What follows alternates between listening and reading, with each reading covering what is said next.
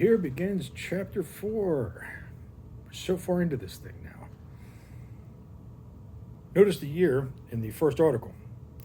Notice the story in the first article.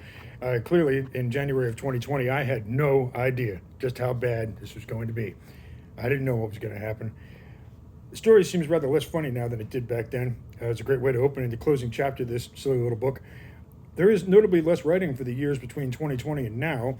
That is because the bulk of my writing effort went to a completely different project. I'm not going to retell that whole story here. I already wrote another book about that.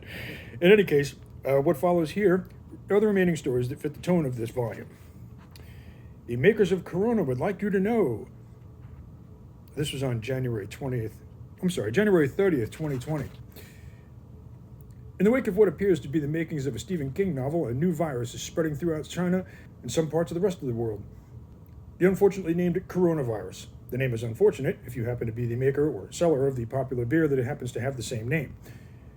Many bars and distributors of the Mexican lager are now selling the product at a discounted price with labels that say, "Not the virus," on them.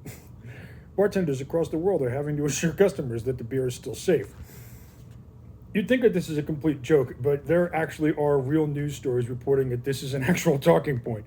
There are people out there that actually think that the virus is coming from the beer.